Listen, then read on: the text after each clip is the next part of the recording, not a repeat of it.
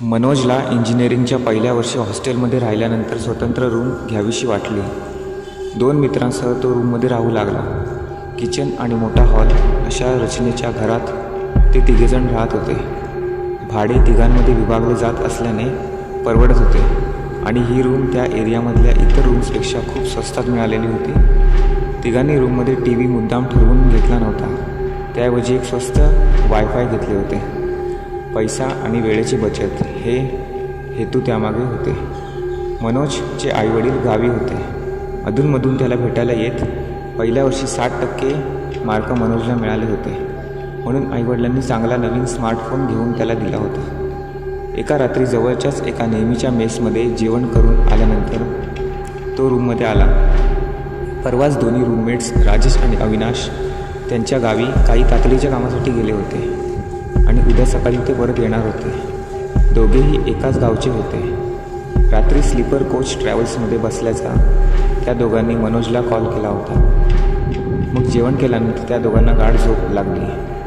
मनोजचा आवाज आजचा सगळा अभ्यास झाला होता आणि जर्नलसुद्धा लिहून झाले होते. थोडा वेळ त्याने मित्राच्या व्हॉट्सॲप ग्रुपवर रिकाम्या गप्पा मारल्या. मग मोबाईलवर इयरफोन लावून गाणी ऐकली. आता त्याला झोप येऊ लागली. झोपण्याआधी रूमचा दरवाजा नीट लॉक करून समोरच्या पुस्तकांच्या कपाटात वह्या पुस्तके आपल्या जागेवर ठेवून त्याने ते कपाट बंद केले.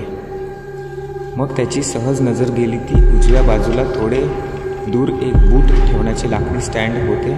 त्यावर बूट आणि चपला ठेवलेल्या होते. सगळ्यात वर त्याचे स्पोर्ट्स शूज, त्याखाली चपला आणि त्याखाली फॉर्मल शूज होते.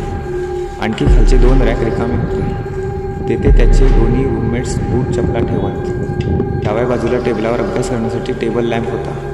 तो त्याने बंद केला आणि स्विच बोर्डकडे थोडा हात लांबून रूममधला मेन लाईट बंद करून मग उंचावर असलेला पिवळा डीम लाईट त्याने ऑन केला. सिलिंग फॅन सुरूच होता. समोरच्या भिंतीवर कॅलेंडर टांगलेले होते. त्यावर वेगवेगळी चित्र छापलेली होती. पिवळ्या डीम लाईटच्या प्रकाशात ती वेगळीच वाटत होती. त्यांच्यातील मूळचे रंग बदलून ते वेगळेच भासत होते.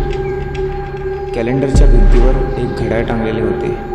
तो बेडवर आला आणि झोपणार इतक्यात अचानक आठवण आल्याने उठून त्याने फ्रीजमधून पाण्याची बाटली घेतली आणि टेबल लॅम्पजवळ टेबलावर ठेवली. त्यानंतर जवळच्याच खिडकीची जाळी पसरवली. त्यानंतर पडदा सरकवला आणि बेडवरती आला आणि पांघरून घेऊन तो झोपून गेला. ती सँडलची जोडी कुणाची आहे? लेडीजची दिसते आहे. ते ठीक आहे, पण माझ्या सूटच्या खाली कशी काय आली ही जोडी?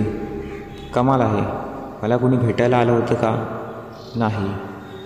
माझ्या 2-5 मैत्रिणी आहेत, पण त्या कधी रूमवर भेटायला येणार नाहीत काही, आणि मी त्यांना रूमवर भेटायला बोलवणार इतका माझ्यात दमही नाही. आणि हे काय टेबलावर? हे काय? काहीतरीच. टिकल्या, बांगड्या, लिपस्टिक कुणी ठेवलं इथे? आणि हा मंद सुगंध कसला येतोय? असे परफ्यूम मी अजूनपर्यंत तरी वापरल्याचे आठवत नाही. इतक्यात त्याचं लक्ष कॅलेंडरकडे गेलं.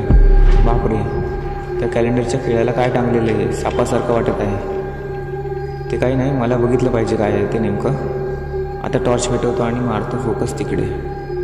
त्याने टेबलच्या ड्रॉवरमधून टॉर्च काढला आणि तो ऑन करून कॅलेंडरवरती फोकस मारला. कॅलेंडरच्या खिळ्याला एक वेणी टांगलेली होती. मोठी होती, काळीशार. घाबरून तो ओरडला आणि झोपेतून घामाघूम होऊन जागा झाला आणि भेदरल्यासारखा इकडे तिकडे बघू लागला. त्याला अभद्र स्वप्न पडलं होतं. बाजूच्या बाटलीमधलं पाणी पिऊन तो थोडा शांत झाला. बाजूच्या टेबलावर काही नव्हते. शूज रॅकवर लेडीज चपलांचा जोड नव्हता. कॅलेंडरवर सुद्धा काही टांगलेले नव्हते, पण फॅनच्या हवेने ते फडफडत होते. एरवी नाही, पण आज या स्वप्नामुळे त्याला नेहमीच्या सवयीच्या कॅलेंडरच्या फडफडण्याचा आवाजसुद्धा कोण भीतीदायक वाटत होता. त्याने पटकन लाईट लावला आणि कॅलेंडरला क्लिप अडकवली. घड्याळात रात्रीचे 2 वाजले होते, पण का कोण जाणतो मंद सुगंध अजूनही त्याच्या नाकात ठाण मांडून बसला होता.